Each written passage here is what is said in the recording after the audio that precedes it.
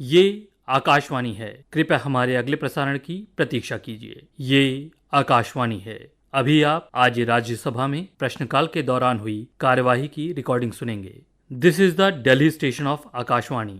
Please stand by for our next broadcast. You will now listen to the proceedings during the question hour in Rajya Sabha today. Question hour, question number 16. 16. प्रश्न संख्या 16। क्या corporate कार्य मंत्री ये बताने की कृपा करेंगे कि क्या सरकार ने बजट 2024-25 में घोषित प्रधानमंत्री इंटर्नशिप योजना PMIS के अंतर्गत 1 करोड़ युवाओं को इंटर्नशिप के अवसर प्रदान करने के लिए विस्तृत कार्य योजना तैयार की है? तत्संबंधी ब्यौरा क्या है?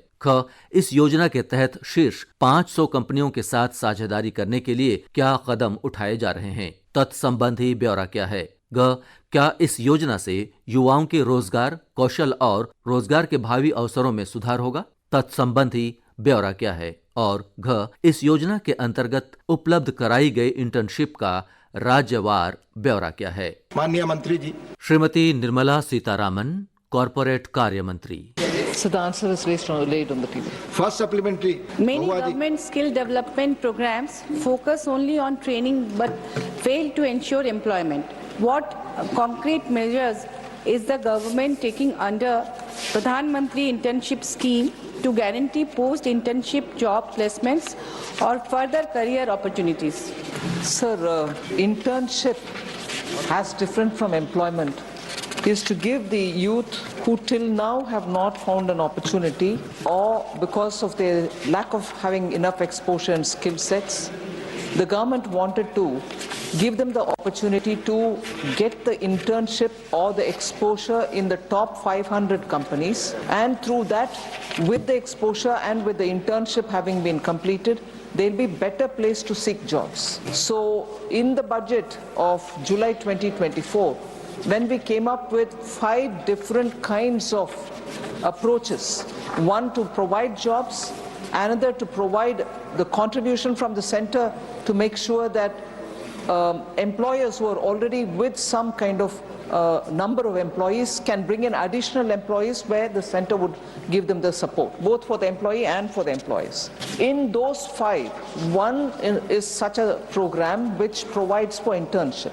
And this scheme, internship, is meant for people who till then couldn't find an opportunity because either they are not skilled enough or they are not trained enough, and therefore the intent of the program itself is not to provide job but to provide an exposure, and through the internship some kind of a awareness of what is there in the market for which they have to be trained. So the intent itself was only to provide exposure and some kind of a skilling within, in a very loose sense, skilling within the organizations. So it was part of the government's attempt to provide jobs, at the same time provide for those who are still not ready for the market that kind of a readiness to be provided. So that was the intent of the scheme. Thank you. Second supplementary, Mahuaji.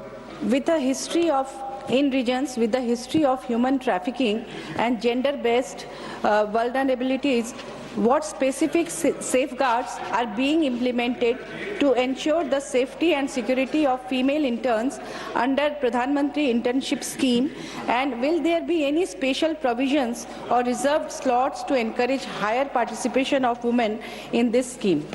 Thank you. Sir, I'll take this opportunity to say both at the selection or the shortlisting by the government through the website, and also through the organizers themselves picking up the shortlisted candidates.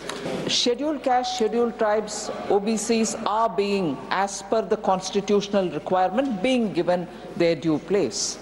We are actively also encouraging women over and above these 3 categories to apply and to have, with a general sense of consideration, to locate them in an opportunity which is being provided by the companies within their districts, so that they don't need to travel too far, or making sure that if within the district is not available, we are providing them within their state, a different district maybe.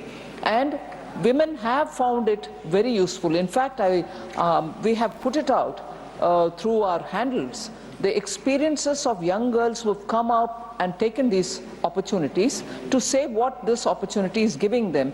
And almost on a daily basis, we are putting out video, small clips of interns who have benefited, particularly girls, because that can encourage other women to come forward and take the opportunity. Thank you.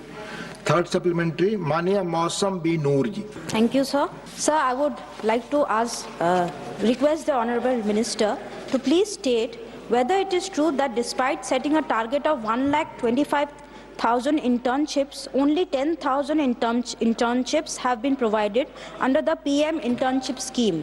If yes, please state why less than 10% of the targeted internships have been provided, and what does the government plan to do to fix this? Thank you, sir. One, or the pilot project which commenced last year, had industry offer 1.27 lakh positions.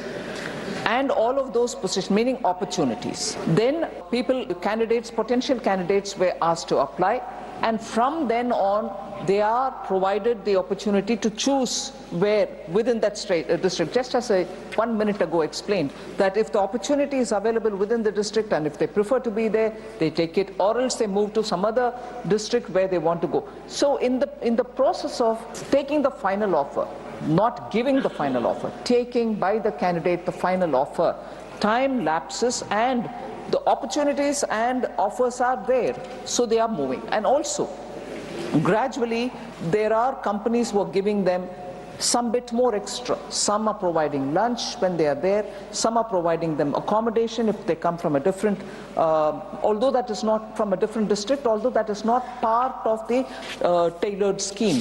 Companies themselves have come forward. So when the candidates get to know, they also want to change or move to a company which is giving them within their district some better offer.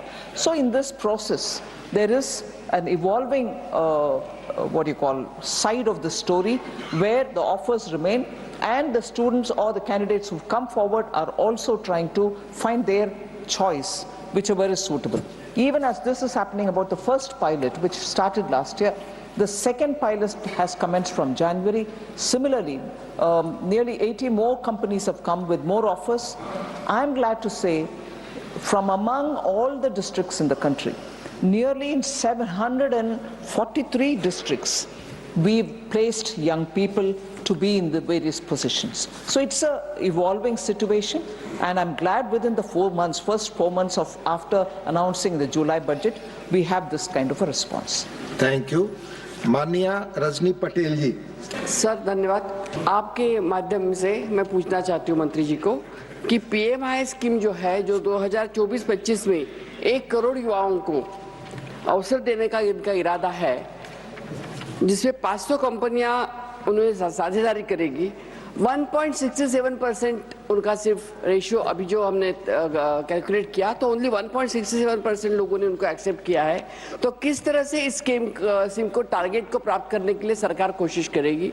और मुझे पूछना है कि madam 5,000 रुपए जो है वो बहुत ही कम राशि है। एक ही ये सजेशन है, एक क्वेश्चन काफी है।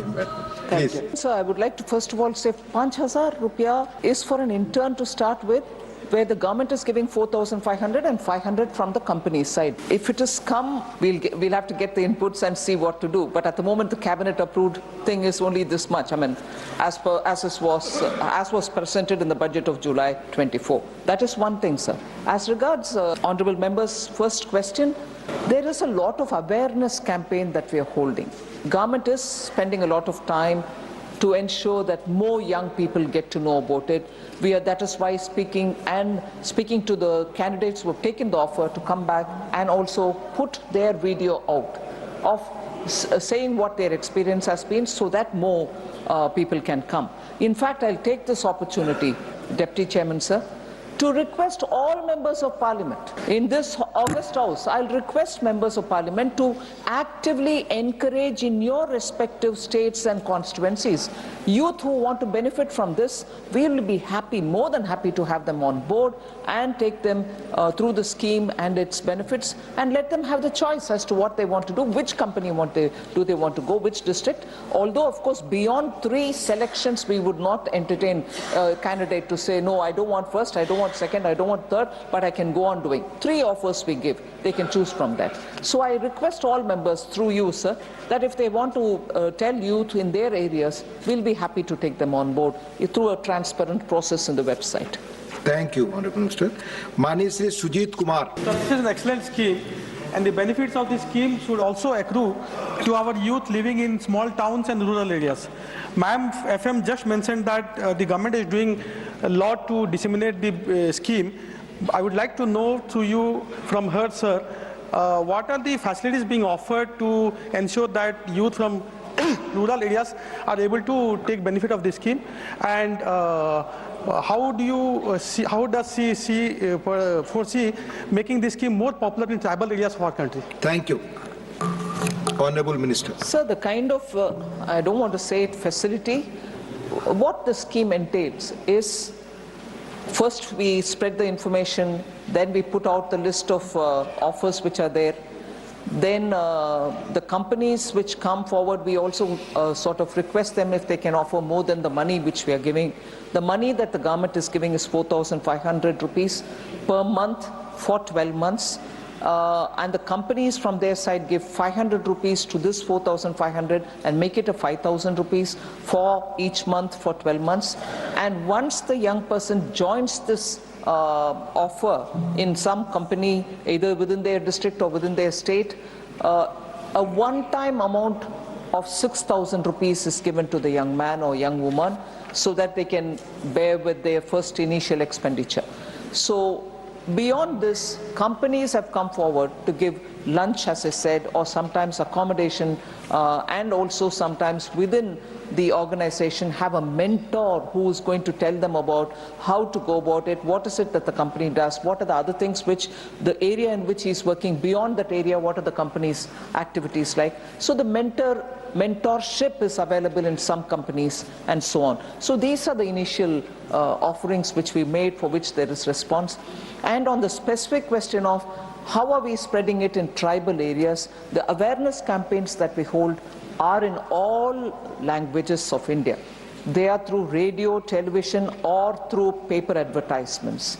We are also doing a lot of social media campaign, but I still would request all members of parliament to please avail the scheme for people who are in your state or in your constituency. Thank you. Question number 17, Mani Shri Upendra Kushwaha.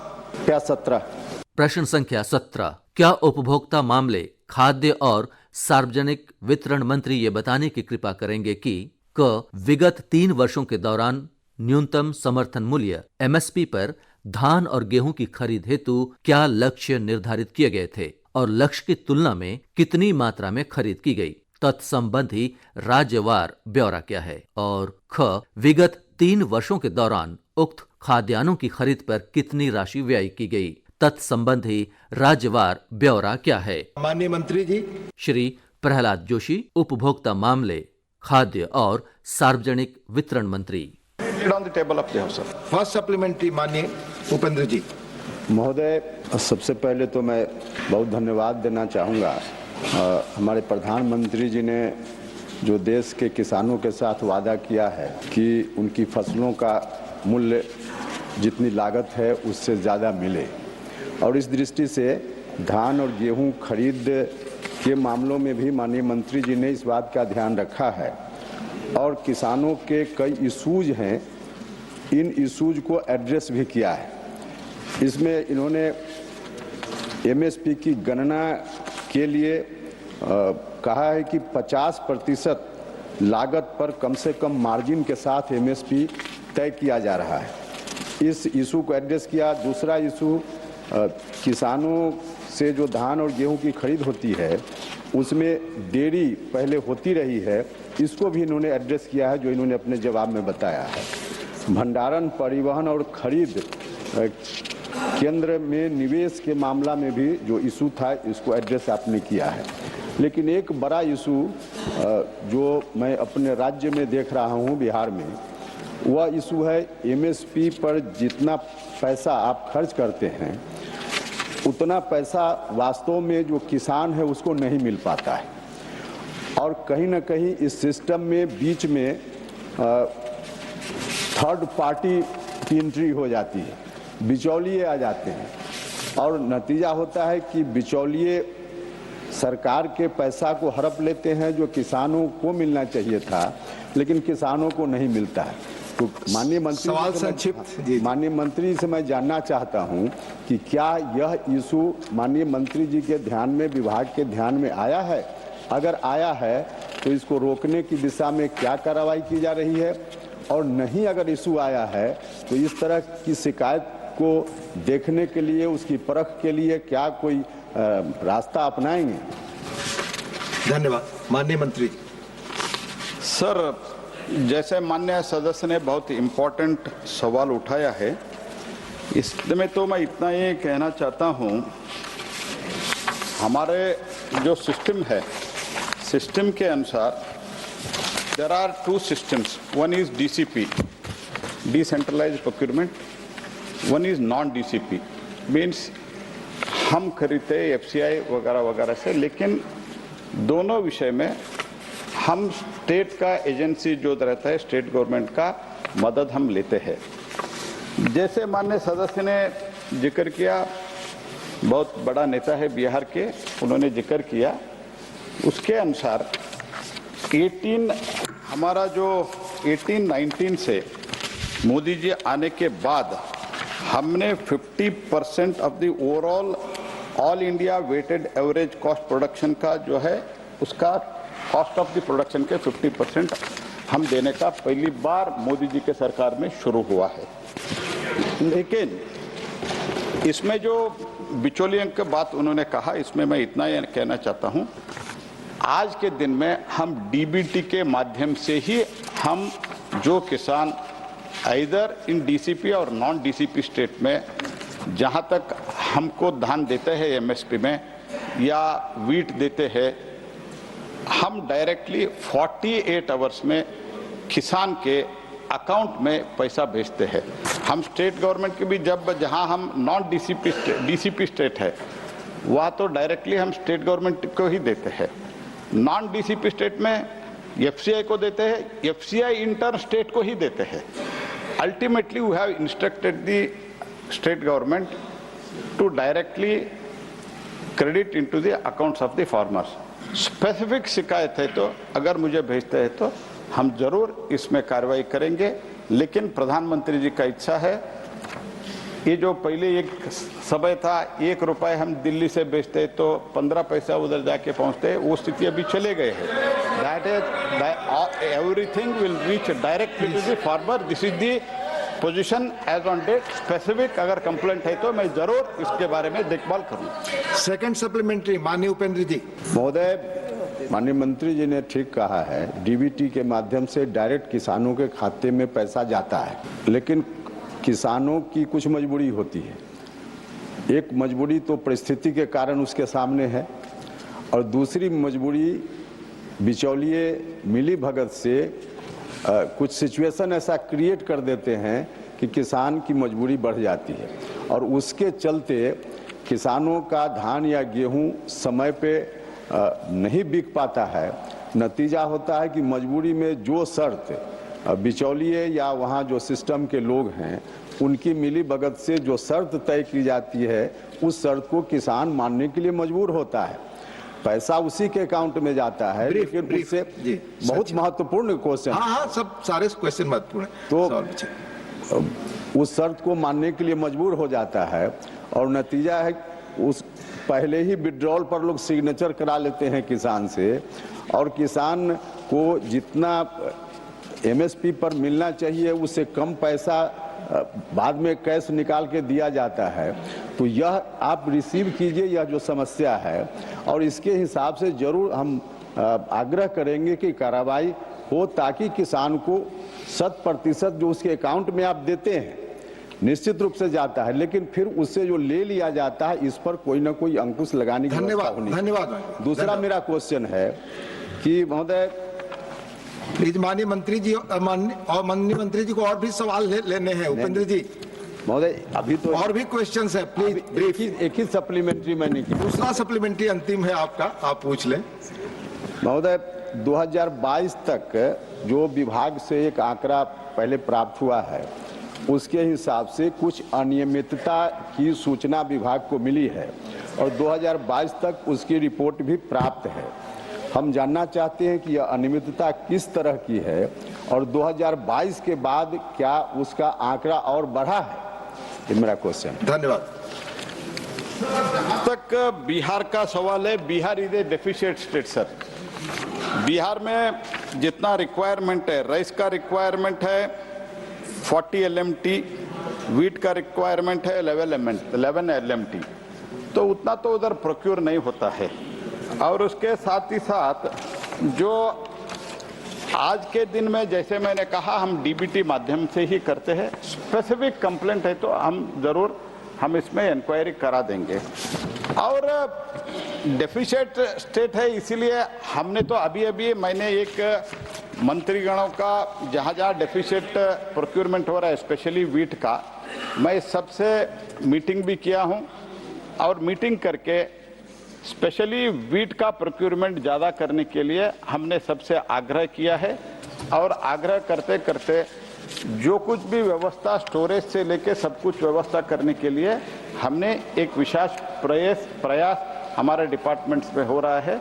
तो इसीलिए तो deficient state के कारण क्या होता है, MSP से due to the higher market price than MSP, marketable surplus is sold by the farmers to the private traders instead of government agency. ये तो अच्छी चीज़ है, बिकॉज कई राज्यों में MSP से जहाँ नीचे होते हैं लोग MSP में देते हैं, जहाँ MSP से ज़्यादा होता है उधर डायरेक्टली उधर देते हैं। इसीलिए इसमें और बिहार में जो होता है procurement is through the packs and व्यापार महामंडल, दिस इज कोऑपरेटिव सेक्टर से होता है। हम स्टेट गवर्नमेंट को पैसे देते हैं, state government intern through them they will directly give it to the farmers. Thank you.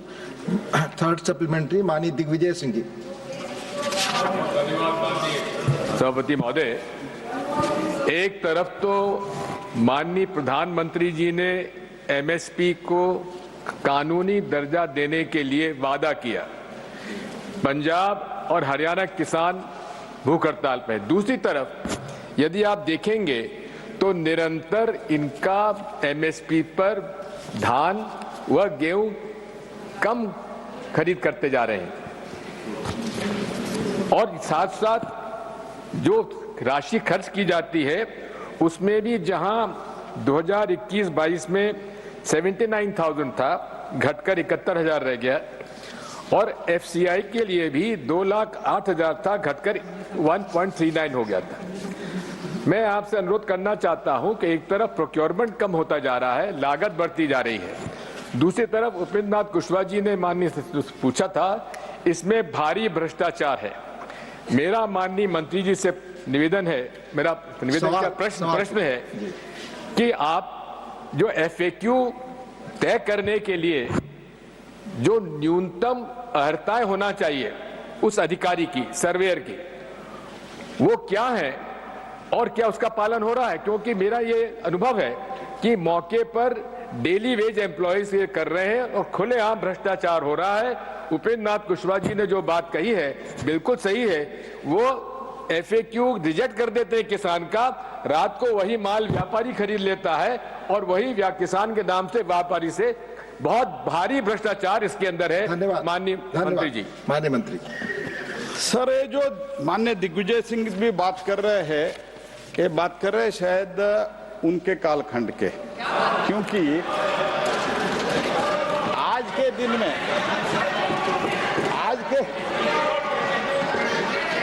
Sir जब प्रश्न प्लीज सर प्लीज माननीय दिग्विजय प्लीज माननीय मंत्री जी आप बोलिए।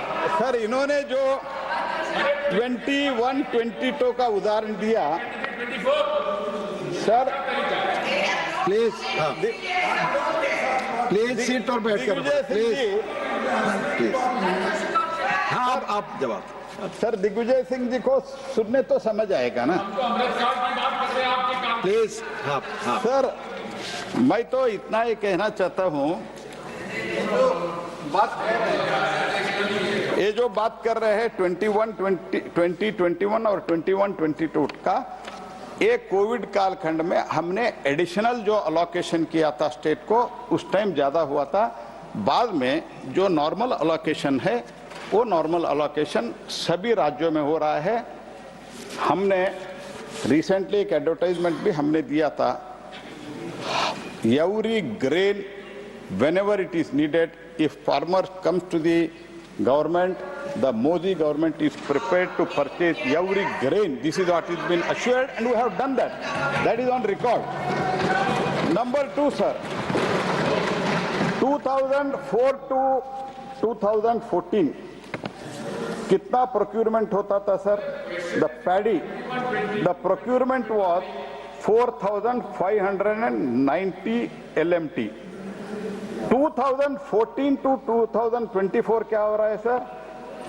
6,899 LMT procurement हो रहा है पैडी।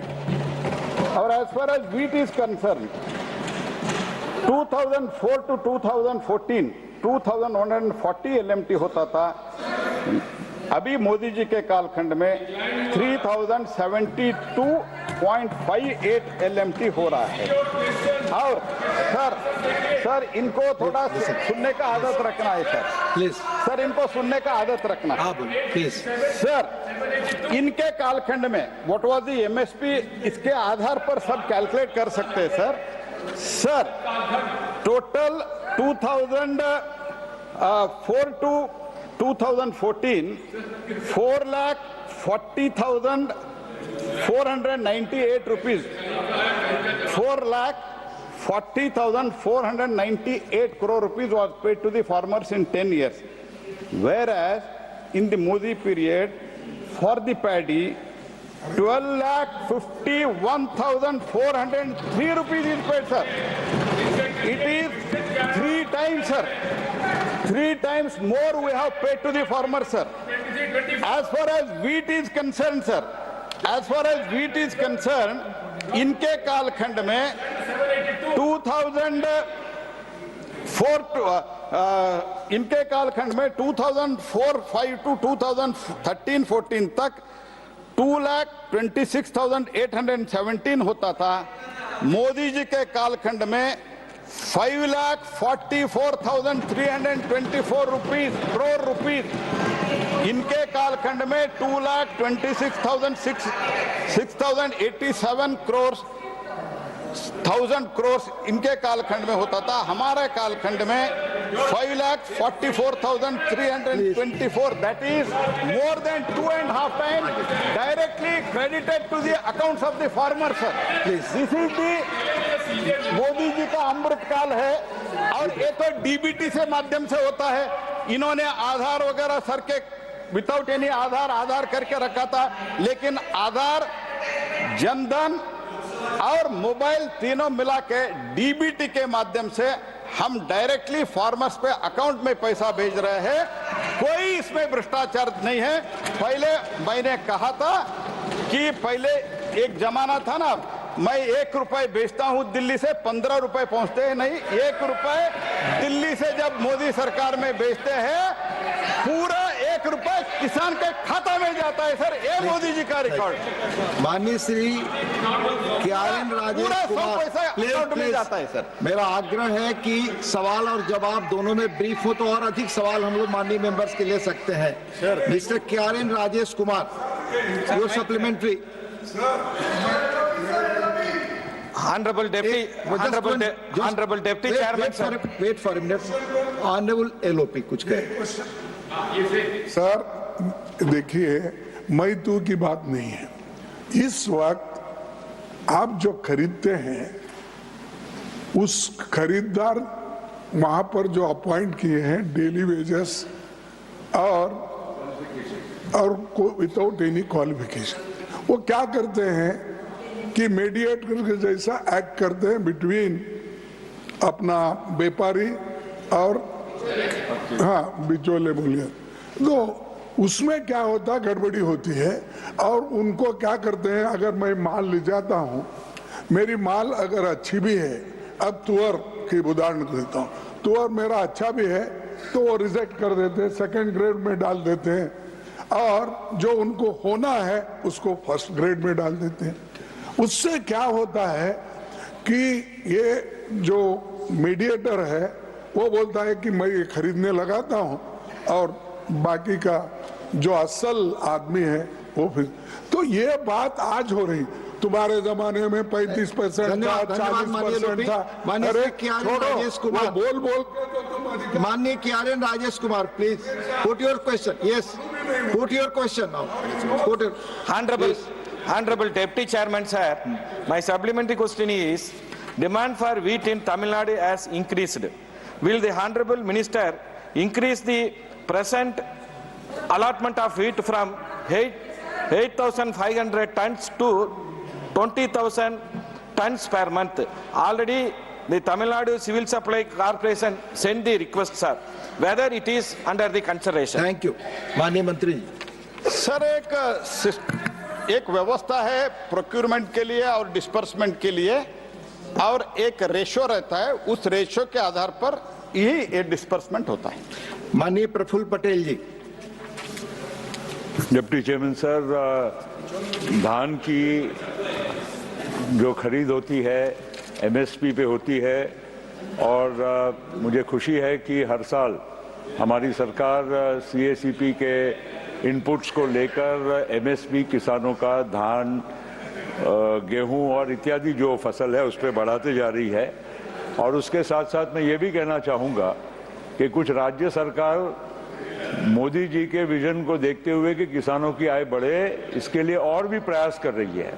उसका एक उदाहरण मैं देना चाहूँगा, हमारी महाराष्ट्र की सरकार जो MSP के ऊपर प्रति हेक्टेयर 20,000 रुपया हमारे किसानों को, धान काटने वाले किसानों को दे रही है। और इसी तरह से छत्तीसगढ़ में भी, मध्य प्रदेश में भी और सरकारें भी, खास करके हरियाणा में और सरकारें किसानों को मदद करने के लिए MSP के उपरांत भी है जो मदद कर रही है, बहुत सराहनीय है। मैं बधाई देता हूं। सवाल आपका। और बोनस बोलते हैं। और मैं ये कहना चाहूंगा, और मंत्री जी से मेरा एक ही सुझाव है कि जो राज्यों में FCI के माध्यम से खरीद नहीं हो रही है, जो हमारे कुशवाहा जी ने भी पूछा कि आप वहां पर FCI की खरीद नहीं कर रहे हैं, वहां तक तो हम समझ सकते हैं कि मर्यादाएं हैं। लेकिन जहां प्रॉब्लम्स आते हैं, प्रॉब्लम्स क्या है कि गोडाउन कैपेसिटी कम है, तो उसके वजह से जो किसान से जो धान खरीदते हैं मीडिएटर, जो सोसाइटीज, उसमें काफी विलंब होता है और उन सोसाइटीज को घाटा, जो वेट का घाटा होता है, काफी बड़ी मात्रा में होता है। उसके लिए अगर गोडाउन की फैसिलिटीज ज्यादा FCI क्रिएट करे, भले परचेज स्टेट करे, स्टेट की एजेंसी करे, तो इसके लिए मंत्री जी के पास कोई योजना है क्या? Thank you sir. जहां तक सवाल, एक तो बार बार ये प्रश्न पूछा गया कि लेबर जो कॉन्ट्रैक्ट लेबर है और वो मीडिएटर आता है, ये तो जो खरगे साहब ने उठाया, मैं इतना क्लियर करना चाहता हूं, FCI जो खरीद करते हैं that will be the state agencies, और जो कुछ भी हमारे प्रोक्यूरमेंट सेंटर में आएगा सब हम प्रोक्यूर कर रहे हैं as on date, there is no issue in that. And storage is concern, yes, क्योंकि स्टेट में भी हमारा भी MSP बहुत कंसिडरेबली बड़ा है। माननीय प्रधानमंत्री जी देश का जो अभी कारोबार संभालने के बाद हमारा MSP बड़ी मात्रा में हमने इंक्रीज किया है, और इसी कारण धान और वीट दोनों, मीन्स गेहूं, दोनों हमारे प्रोक्यूरमेंट सेंटर में आता है, उसके लिए हम खरीद रहे हैं। लेकिन मैं इतना अश्योर करता हूं, जो हम खरीदते हैं प्रोक्यूरमेंट सेंटर में आता है। एक बार प्रोक्यूरमेंट सेंटर से जब हम खरीदने का प्रोसेस कंप्लीट करते हैं with in 2 or 3 days, immediately after that it will be directly credited to the accounts of the farmer. This is repeatedly I am telling. Second thing, as far as the storage is concerned, हमने state government से regularly engage कर रहे हैं। DFT conducted meeting with the state government including Punjab, Haryana, Chhattisgarh to request the additional storage capacity of the state godowns, storage capacity augmentation through the additional hiring FCI से कर रहे हैं. We had planned for coming years, I mean this year 78.60 LMT needs to be developed. उसमें already 22 LMT has already been hired.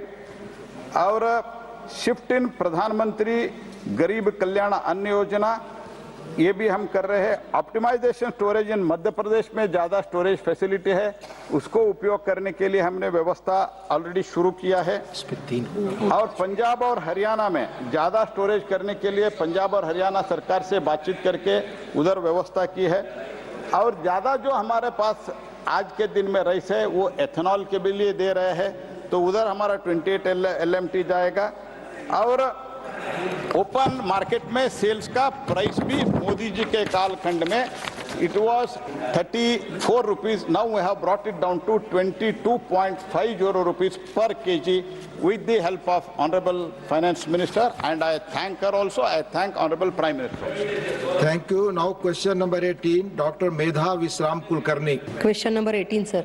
प्रश्न संख्या 18. क्या वित्त मंत्री ये बताने की कृपा करेंगे कि क्या सरकार को इस बात की जानकारी है कि राष्ट्रीय बचत योजना NSS में ब्याज दर को शून्य कर देने से सेवानिवृत्त लोगों के वित्तीय स्थायित्व पर गहरा प्रभाव पड़ेगा? और यदि हाँ, तो इस तत्काल नीति परिवर्तन के कारण होने वाली वित्तीय कठिनाई को कम करने के लिए सरकार द्वारा विशेष रूप से उन सेवानिवृत्त लोगों के लिए जो अपनी आय के लिए इस योजना पर निर्भर हैं, तत्काल उठाए जाने वाले कदमों का ब्यौरा क्या है? माननीय मंत्री जी. श्री पंकज चौधरी, वित्त राज्य मंत्री. First supplementary. सर धन्यवाद. मैं आदरणीय वित्त मंत्री माननीय निर्मला जी सीतारामन मैडम का बहुत आभार प्रदर्शित करना चाहती हूँ. ये सवाल मेरा NSS 87 और NSS 92 के बारे में है, जहाँ डिपॉजिटर्स की जमा पूंजी पर ब्याज समाप्त होने के कारण वो इस जमा पूंजी को निकालना चाहते थे और इस जमा पूंजी को निकालते समय उनको टैक्स भरना अपेक्षित था. लेकिन बजट के घोषणा में माननीय निर्मला जी ने इस घोषणा में ये कहा कि इनको अभी जो डिपॉजिटर्स उनकी जमा पूंजी निकालना चाहे वो बिना टैक्स भरे वो जमा पूंजी निकाल सकते हैं. तो इसके लिए माननीय वित्त मंत्री महोदय जी का बहुत हृदय से मैं आभार प्रदर्शित करती हूँ. हम जानते हैं कि योजनाएं पुरानी हो जाती है तो बदलना आवश्यक होता है और नई पर्याप्त योजना हो सकती है आने वाले समय में. सवाल जी, मेरा सवाल ये है कि इस योजना में NSS 87 और NSS 92 के इस योजना में एक बार ही साल में जमा पूंजी निकाल सकने का प्रावधान है. जिन बुजुर्ग नागरिकों ने जमा पूंजी 29 अगस्त के पहले निकाली थी, एक हिस्सा उसमें से निकाला था, क्या वो टैक्स भरे बिना उनकी उर्वरित रकम निकाल सकते हैं क्या? ये मेरा सवाल है. दूसरा उसमें नहीं, एक ही सवाल, दूसरा फिर मौका मिलेगा आपको. एक ही सवाल प्लीज. इसमें ही है, यही सवाल. इसमें ही एक सवाल है कि बहुत ज्यादा लोगों को ये मालूम ही नहीं है कि नया कानून क्या आया है. NSS का ब्याज समाप्त होने का मालूम नहीं है, क्योंकि बहुत सारे बुजुर्ग लोग पोस्ट ऑफिस में एक ही साल में एक बार जाते हैं खाता अपडेट करने के लिए. तो क्या सरकार इसमें उनको अवेयर करने के लिए प्रयास करेगी, उन तक पहुंचने का प्रयास करेगी? धन्यवाद. सभापति महोदय, माननीय सदस्य ने जो चिंता व्यक्त की है, मैं आपके माध्यम से माननीय सदस्य को अवगत कराना चाहता हूँ कि जुलाई 2024 में नोटिफिकेशन के माध्यम से जब ब्याज खत्म किया गया था तो उस समय ही डाक विभाग और बैंकों को निर्देशित किया गया था कि उन्हें जमाकर्ता को इस योजना में परिवर्तन के विषय में अवगत कराना है. और जैसा कि 25-26 के बजट में माननीय वित्त मंत्री जी ने घोषणा की है कि दिनांक 29 अगस्त 2024 के बाद की निकासी का कर मुक्त होगा. और सदस्य जो चिंता व्यक्त किया कि एक मुश्त निकालने के लिए, वो मैं सदस्य जी को बताना चाहता हूं कि इस विषय में स्पष्ट करना चाहता हूं कि अगले वित्तीय वर्ष में पूरा जमा राशि एक बार में वो निकाल सकते हैं. Second supplementary. सर, जो पेंशनर्स लंबी अवधि के लिए NSS पर निर्भर रहे हैं, क्या उनके हितों की रक्षा के लिए सरकार क्या विचार कर रही है, और क्या मंत्री महोदय उनके लिए जो कोई वैकल्पिक वित्तीय उपकरण और योजनाएं हैं उनकी जानकारी दे सकते हैं? सभापति महोदय, मैं आपके माध्यम से माननीय सदस्य को बताना चाहता हूं कि वर्तमान में कई छोटी बचत योजनाएं चल रही हैं जो निवेशकों को जोखिम मुक्त उच्च रिटर्न के रास्ते प्रदान करती हैं। जैसे उदाहरण के रूप में अगर आप देखें तो 8.2 ब्याज दर वाली वरिष्ठ नागरिक बचत योजना चल रही है, 7.5 दर वाली ब्याज वाली महिला बचत प्रमाण योजना चल रही है। ऐसे अनेक योजनाएं सरकार पहले से ही चला रही है। Sushri Sushmita Dev ji, third supplementary. Thank you, sir. Sir, small savings interest rate, I believe, are at its lowest. However, small savings play a very important role in our economy.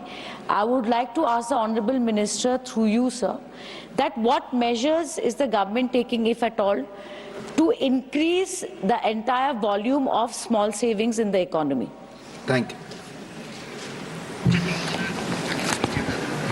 माननीय अध्यक्ष जी, मैंने सभापति जी पहले ही बताया कि छोटी बचत योजना का तमाम पहले से स्कीम चलाई जा रही है, जिसमें मैंने बताया कि 8.2% और 7.5% की योजनाएं और उससे भी और बेहतर योजनाएं भी चल रही हैं। सुश्री कविता पाटीदार, थर्ड।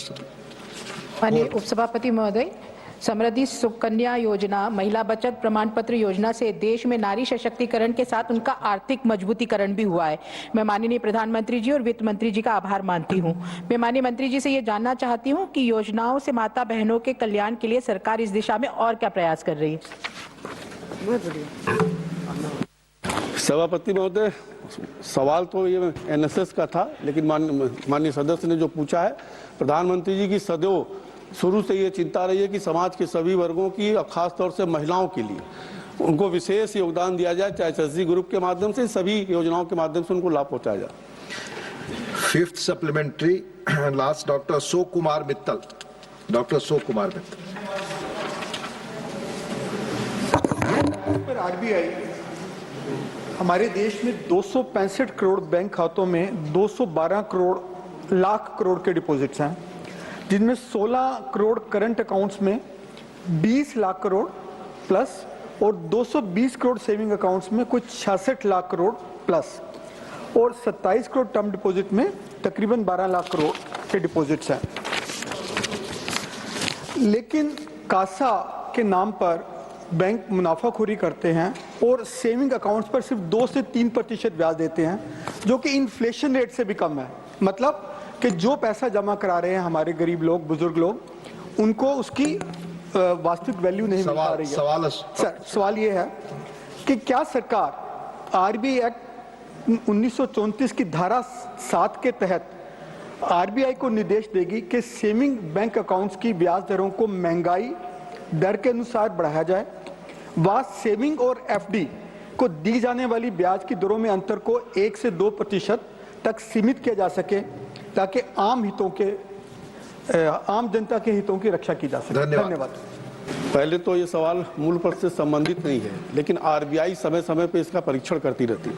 धन्यवाद। नाउ क्वेश्चन नंबर 19, डॉक्टर कन्नी मोजी, एनवीएन सोमू। प्रश्न संख्या 19, क्या स्वास्थ्य एवं परिवार कल्याण मंत्री ये बताने की कृपा करेंगे कि सरकार द्वारा देश में भविष्य में महामारियों से निपटने के लिए क्या उपाय किए गए हैं, कदम उठाए गए हैं, अथवा क्या उपाय किए जाने, कदम उठाए जाने का विचार है? ख, महामारियों से निपटने के लिए तमिलनाडु सहित राज्यों को दी गई वित्तीय सहायता का ब्यौरा क्या है? और ग, विगत 2 वर्षों के दौरान तमिलनाडु सहित देश भर में बीमारियों के प्रकोप का ब्यौरा क्या है?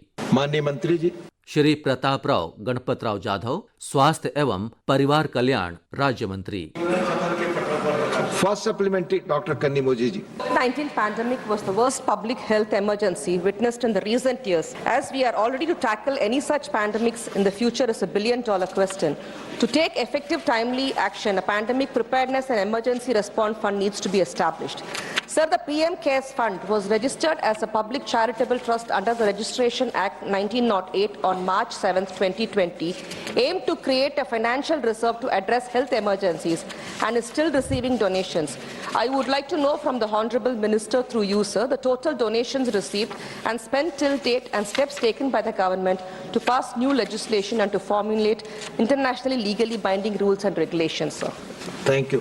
माननीय मंत्री जी। अध्यक्ष महोदय, आपके माध्यम से मैं बताना चाहूँगा कि जो ये महामारी और रोकथाम की तैयारी के बारे में तमिलनाडु और देश की तैयारी के बारे में प्रश्न यहाँ पर पूछा गया था और उसके लिए केंद्र सरकार और हमारे स्वास्थ्य विभाग के माध्यम से यहाँ पर जो योजनाएं चलाई जा रही है, जो कि एकीकृत रोग निगरानी कार्यक्रम IDSP के माध्यम से, दूसरी जो योजना है कि त्वरित अनुक्रिया दल RRT एकीकृत प्रणाली, ये भी मौजूद है कि जो भी ऐसी महामारी जो आती है तो उसके रोकथाम के लिए सरकार की तरफ से, राज्य सरकार की मददों से बहुत सारे उपक्रम हम वहाँ पर कर रहे हैं कि जिससे महामारी को तुरंत काबू में किया जाए। Second supplementary, doctor Singh. Sir, it was about the PM Care Fund. Is not answered to the question. Honourable Nadda साहब वांट्स। श्री जगत प्रकाश नड्डा, स्वास्थ्य एवं परिवार कल्याण मंत्री। I would like to enlighten the honorable member that the question does not relate to PM Care Fund. The question relates to the preparedness for the pandemic. And the answer given by the minister was very much in detail, which enunciates that the preparedness for any type of pandemic, India has proven under the dynamic leadership of Prime Minister Modi that we have got a very robust system to address the issue of any pandemic which comes. Second supplementary. Sir, it's not got for it, sir, because the care fund is what has happened, nobody knows about it. My second supplementary.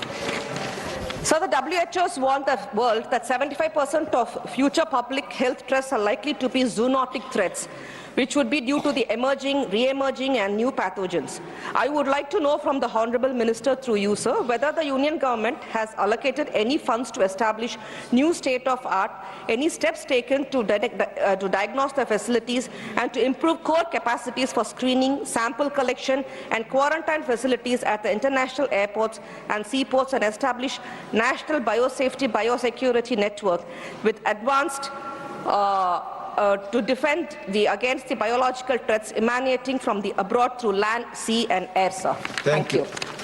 अध्यक्ष महोदय, जो कि प्रश्न अभी माननीय सदस्य जी ने यहाँ पर पूछा, तो जो हमारे प्रवेश बिंदु है कि एयरपोर्ट के ऊपर 33 मौजूदा स्थान पर पब्लिक हेल्थ यूनिट्स को सुदृढ़ करने का काम जारी है। बहुत सारी जगह पे काम पूरा भी हो गया है और इसके माध्यम से एयरपोर्ट, पोर्ट और लैंड बॉर्डर सभी जगह पर बाहर से विदेशी नागरिक जो आते हैं उन सभी की जांच वहां पर की जाती है और आवश्यकता के अनुसार उनको वहां पर क्वारंटाइन करने की भी व्यवस्था वहां पर की गई। धन्यवाद। Third supplementary, doctor Sasmit Patra, not present. Shri Saket Gokhale ji, not present. माननीय A Rahim. Thank you, sir. Thank you for this opportunity. Sir, prevention of future pandemic is very important. Sir, I do believe that studying the impact of COVID-19 is crucial to preventing future pandemics. So there is a high level of concern in the society about the death rate among people who have recovered from the COVID-19 pandemic. Has the government conducted any study on the aftermath of vaccination and the impact of COVID-19? If not, is the government willing to conduct such a study, sir? Sir, I will take this opportunity to explain to the honorable members, to the House itself, that as far as the emerging pandemics are concerned, we have, as I said, that we have got a very robust system. We have got the National Center for Disease Control, which oversees and which keeps a surveillance, and it is the apex body which takes care about the diseases and the pathogens and the other emerging virus mutation which takes place. Under the NCDC, we have got an integrated disease surveillance program, a platform for disease surveillance. And we have got the RRT, which is called as the Rapid Response Team, which are there in the states. And we have got a very decentralized, multidisciplinary teams for health control and containment. And also we have got an integrated health information platform where advanced data with analysis and analytical data and data modeling tools are there. And we give a real-time reporting for all the emerging pandemics or when there are chances of having any pandemic. The Indian Council for Medical Research has got 150 labs. And also we have got, and that is the viral research diagnostic laboratories we have got. 10 viral research diagnostic laboratories are there in Tamil Nadu itself. We have got the world-class NIV, National Institute of Virology in Pune, which is biosafety level is 4 level of lab, and we have got 2 BSL-3 labs in Tamil Nadu itself. We have got the other diagnostic facilities which we have, and also we are upgrading the virology labs to BSL-3 levels. So we have got a very robust system. Wherever any pandemic or any chances of pandemics are there, these laboratories, they confirm what type of mutation is taking place, what type of medicine or what type of treatment is to be given. That is one thing. As you said that the emerging pandemics, Prime Minister Modi has taken one step forward, and now we have got National One Health Mission, NOHM. This National One Health Mission includes because health is on the receiving end. We get diseases because of pesticides, we get diseases because of environment, we get diseases because of the nature of the plants which is changing, we get diseases because of the medicines which are being given to the animals. What is the impact altogether? So for that we have also started, which is known as the National One Health Mission, which has been started under Prime Minister Modi at Nagpur, and to the cost of 112 crore rupees. And we also had a test which we call as Vishanu Yudh Abhyas that was done in Ajmer. It was a mock test just to see that whether our health system is prepared for it or not. So we are very vigilant on that account. As far as the finance part is concerned for COVID-19, the Emergency Response Health System Preparedness Package in 2020-21 was 8,473 crores. The Emergency Response Health System Preparedness Package number 2 had 12,740 crores. And under the, as you asked about the capacity building, under the PM Abhim scheme, we are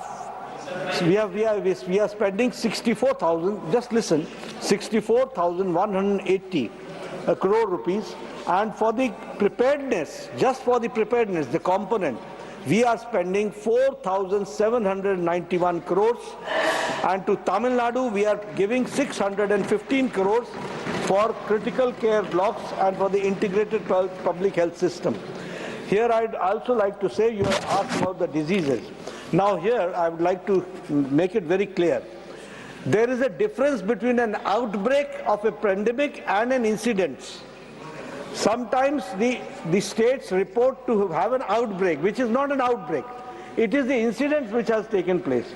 And so I would also like to put on record that the incidence of disease for dengue, for food poisoning, for diarrheal diseases has been in 2023 1,862 and 61 in Tamil Nadu, and until December 2024, 2,947 incidents have taken place, not outbreak, and 195 incidents have taken place in Tamil Nadu, and we continuously support them. Thank you. Fourth supplementary, Mani Kesri Dev Singh Jhala. Fourth supplementary. Please, Mr. Rahim, not allowed. Please, it's over. Please. Thank you, Deputy Chairman, sir. Sir, recently we are witnessing new and mutated diseases all over the world. So my question to the Honourable Minister would be whether the Ministry has any systems in place and what technologies are being used for detecting and evaluating new epidemics that are coming from inside and outside the country. Thank you. I have explained in detail that we have got a very robust system. Wherever we find something which is unnatural is happening, it is reported, and it is reported to the by the concerned state to the central, and we have got the top quality laboratories which are taking care of it. So we respond accordingly, and that we have been responding. Thank you. Sir, I can take his question if you say so. No, he's not here now, he has gone. Mani Sri Sanjeev Arora ji, fifth supplementary and last on this question.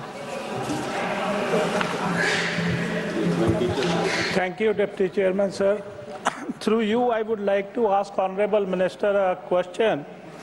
As it is regarding future pandemic, my request is that lot of R&D is involved to take care of any future pandemic. And as on date, our R&D budget has been reduced after COVID subsidized. We shouldn't reduce, we should increase so that we are well prepared always. My question is that are we planning to invest more in R&D? It won't even, it will help in future pandemics and also other major diseases. Thank you. Thank you, sir. As far as the health department is concerned, I said that we have got a very robust system, a vigilant, and we have got a system where the real-time reporting takes place, and we respond accordingly. As the honourable member has asked about the R&D, it does not fall under the health ministry. It is ICMR, certainly ICMR, Indian Council for Medical Research. The fund has been increased, and you will be happy to note that for the vaccine during COVID-19, the ICMR has played a very important role for making of the vaccine, and so we are spending on ICM, and we are also encouraging the private partners. ICMR is also working with the private institutions also, and the pharmaceutical department also is taking care where we are inviting the private parties and the private industry, the industry to participate with us for the R&D. So there is no dearth of money. We are giving projects, and we are sufficient money, sufficient funds are being allocated by Honorable Finance Minister for R&D work, and we are going forward in that direction. Thank you. Question number 20, Srimati Kiran Chaudhary ji.